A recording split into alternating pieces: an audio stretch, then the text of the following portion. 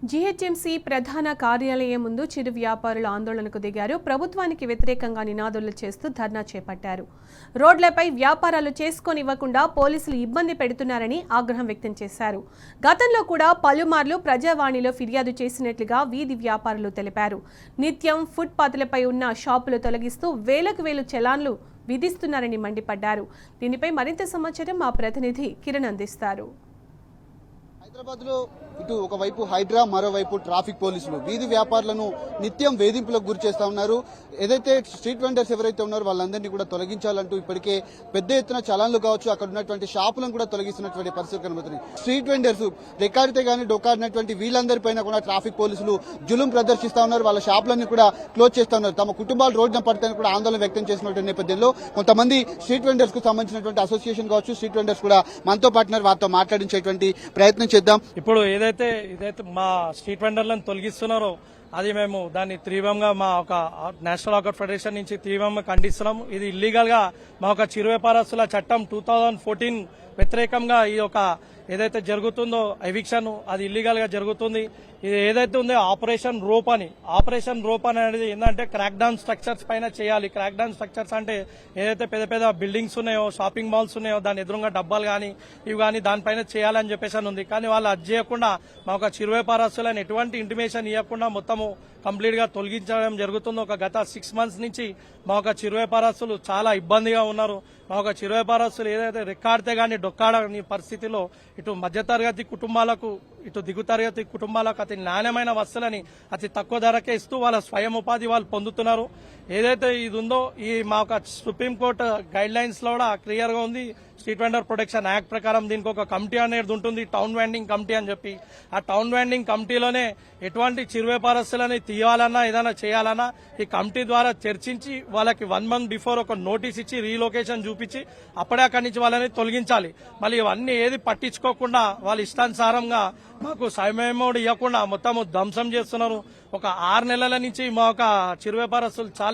గతంలో ఎప్పుడైనా ఇట్లాంటి పరిస్థితులు ఉన్నాయా? ఇప్పుడు కేవలం ఈ ప్రభుత్వం వచ్చిన తర్వాత మీకు ఇట్లా గత ప్రభుత్వంలో ఇట్లాంటి ఒక చిరు వ్యాపారస్తులకు ఎటువంటి సమస్యలు లేకుండే. గత ప్రభుత్వంలో మొత్తం ఒక చిరు వ్యాపారస్తులకి మొత్తం గ్రేటర్ హైదరాబాద్ లో 1,65,000 స్ట్రీట్ వెండర్స్ కి సర్వే చేసి ఐడి కార్డ్స్ ఇవ్వడం జరిగింది. అలాగే ఎటువంటి సమస్యలు లేకుండా, మంచి ఇబ్బంది లేకుండా వాళ్ళ వ్యాపారాలు వాళ్ళు చేసుకుంటున్నారు. మాకు ఈ ప్రభుత్వం వచ్చిన తర్వాతనే ఈ యొక్క సమస్యలు అనేది మొదలైంది. ఏంటి కమిషనర్ ను కలిసే ప్రయత్నం చేశారా? కమిషనర్ ఉన్నారా? ఏం చెప్తా ఉన్నారు? గతంలో ఎప్పుడు కూడా ఇలాంటి పరిస్థితులు ఏమన్నా మీకు దాపరించాయా? ఇప్పుడు ఉన్నటువంటి ప్రభుత్వం ఇట్లా చేస్తున్నా, ఎందుకు ప్రభుత్వం మీ మీద ఇట్లా కక్ష కట్టిందని మీరు భావిస్తున్నారు? సరే, ఇప్పుడు ఏమైపోయిందంటే ఇప్పుడు మేము దాదాపు 1000 ఫామ్ల పైన ఇచ్చినాం. మేము మాకు రెండు ఫామ్ రిటర్న్ ఇచ్చిన వివరణ కింద. సో మాకు చిరు వ్యాపారం ఎంతమంది అయితే ఇప్పుడు మా అమీర్పేటలో కానీ మా పంజాగుట్ట కానీ ఎంతమంది అయితే మేము చేస్తున్నామో మరి దౌర్జన్యంగా ఎట్లా ఉగ్రవాదుల లెక్క బిహేవ్ చేస్తారు మాతోటి. ఎట్లాంటి ఒక దినం ఒక డైలీ ఒక 30-40 మెంబర్స్ ట్రాఫిక్ ఏమంటే మొత్తం పోలీసులు నిలబెట్టేసి అసలు పెట్టనే పెట్టొద్దు. ఇన్నడు ఎప్పుడు లేని ఇప్పుడు ఈ ఇయర్లోనే వచ్చిందా సార్ ట్రాఫిక్ సమస్య? ప్రతి సమస్య ఫుట్పాత్ లేని చోటు కూడా ట్రాఫిక్ సమస్య ఉంది మా ఏరియాలో. కానీ అక్కడ ఏమీ దృష్టి లేదు. కానీ ఫుట్పాత్ అమీర్పేట అదొక మార్కెట్ సార్. అది చిన్న ఎంత మా అంటే ఒక 500 meters లోనే ఉంటుంది మార్కెట్. అది ఆ 500 meters కూడా మీరు కంట్రోల్ చేయకపోతే ఇంకా ఎందుకు మీరెందుకు మేమెందుకు? మేము మా వల్ల ఎంత అవుతుందో మేము సోషల్ సర్వీస్ ఇస్తున్నాం. మార్కెట్లో ట్రాఫిక్ లేకుండా సమస్యలను ఖతం చేస్తున్నాం, అన్ని చేస్తున్నాం. కానీ అయినా కానీ కూడా ఒక ఉగ్రవాదుల లెక్క పిటి కేసులు వేసి 2,500 రూపాయలు కోట్ల. జిహెచ్ఎంసీ ఆఫీస్ లో ఎవరిని కలిసారు? వాళ్ళకి ఏం చెప్పారు మీరు? కమిషనర్ ఉన్నాడా? కమిషనర్ లేరు సార్. ఇక మామూలుగా ఆయన అడ్మిన్ ఉన్నారు కదా, ఆయనకి ఇచ్చేసి వచ్చినాం అంతే. సికింద్రాబాద్ ప్యారడైస్ శంషన్ హాస్పిటల్ ఎదురుగా హాస్పిటల్ ఉన్నప్పుడు ఫుల్ ట్రాఫిక్ ఉండే. అప్పుడు మాకు ఏ ఇబ్బంది కాలే. ఒక 1 రోజు 2 రోజుల ఖతం చేసేస్తుంటే మళ్ళీ పెట్టుకుంటుంటే. ఇప్పుడు 6 నెలలు అవుతుంది మేము పెట్టక.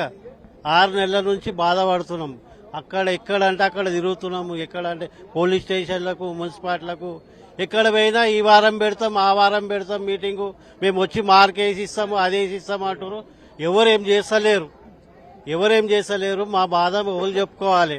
మాకు ఇంతవరకు 15 ఏళ్ళ ఫస్ట్ టైం ఇది. 15 ఏళ్ళ ఫస్ట్ టైం ఇది మాకు ఈ బాధ కలిగింది. ఎంత ఫైన్ వేశారు మీకు? గతంలో ఎంత వేశారు? డబ్బులు తీసేసారు. పెట్టనిస్తలేరు మాకు పెట్టనిస్తలేరు. మాకు అస్సలు పెట్టనిస్తలేరు. అక్కడ మా దగ్గర ట్రాఫిక్ ఇబ్బంది లేదు. అక్కడ ట్రాఫికే లేదు అక్కడ మా దగ్గర. మేము గత 6 నెలల కంచి వాళ్ళు పోలీసులు అన్ని మా షాపులను తీసేస్తాను. వాళ్ళకి మేము ఇట్లా సంగతి అని చెప్పినాం. సార్ ఇట్లా మాకు నిరుద్యోగులం సార్, మాకు ఎలాంటి వ్యాపారం ఎలాంటి కూడా ఏం లేదు సార్. దాని గురించి కొద్దిగా మేము ఇక్కడ పెట్టుకున్నాం సార్. గత 25-30 సంవత్సరాల కంచి ఇక్కడనే పెట్టుకున్నాం సార్. గత ప్రభుత్వం వచ్చినప్పటి నుండి కూడా మాకు ఎలాంటి ఇబ్బంది ఏం లేదు. ఇప్పుడు కొత్తగా రేవంత్ రెడ్డి వచ్చిన కాంచే మాకు ఈ ప్రాబ్లం చేస్తాడు. మొత్తం బండ్లన్నీ తిప్పించేసిండు. దాని గురించి కొద్దిగా కొంతమందికి మన బీపీలు షుగర్లు వాళ్ళు ఇబ్బంది పడ్డారు. ఒక ఆయన ముసలైన ఆల్రెడీ ఒక మనిషి కూడా చనిపోయాడు. మరి ఛాయ్ బండ్లు ఉన్నాయి, అన్నం బండ్లు ఉన్నాయి. మేము ఏం చేస్తున్నాం అంటే రైతులు పంట పండిస్తాం సార్. వాళ్ళు ఆ రైతుల పంటను మేమేం చేస్తున్నాం, మేము సేల్ చేస్తున్నాం. మేమేం తప్పు చేస్తలేం. మేము రైతులకు సపోర్ట్ గా మేము చేస్తున్నాం. వాళ్ళు రైతులు మమ్మల్ని మినీ రైతులు అనాలి. అసలు యాక్చువల్గా చెప్పాలంటే మమ్మల్ని ఎట్టి పరిస్థితులు కూడా మా షాపులను తీపియద్దు. మమ్మల్ని మినీ రైతులుగా మమ్మల్ని గుర్తింపు చేయాలి. మమ్మల్ని గుర్తింపు చేసి మాకు అదే ఫుట్పాత్ మీద ఎక్కడ ఉన్నదో అక్కడ ఇవ్వాలి. ఫుట్పాత్ ఉంటే చూడు కొంత మాకు ఇచ్చి కొంత నలుగురు నడిచినట్టుగా చేయండి సార్ అని కూడా మేము చెప్పినాం. వ్యాపారాలన్నీ కూడా చేసుకోకుండా ఇబ్బందులకు గురి చేస్తుంది రాష్ట్ర ప్రభుత్వం. కనీసం కమిషనర్ ను కలదామని వచ్చినా కానీ తాను లేకపోవడంతో అడిషనల్ కమిషనర్ ను కూడా కలిసి కంప్లైంట్ చేశాము. పూర్తిగా గత ప్రభుత్వంలో మాకు ఎలాంటి ఇబ్బంది లేదు, కానీ ఈ ప్రభుత్వం వచ్చినప్పటి నుంచి కూడా పెద్ద ఎత్తున ఇబ్బందులకు గురి చేస్తుంది. తమ వ్యాపారాలు చేసుకొని ఇవ్వట్లేదంటూ కూడా ఇటు మహిళలు కావచ్చు, మహిళా వ్యాపారులు కావచ్చు, ఇక అంతేకాకుండా ఇటు పురుష వ్యాపారులు కూడా పెద్ద ఎత్తున జీహెచ్ఎంసీ ప్రధాన కార్యాలయం వద్ద ఆందోళన చేసినటువంటి పరిస్థితులు కనబడుతున్నాయి. కెమెరా మధుతో కిరణ్, టీ న్యూస్, హైదరాబాద్.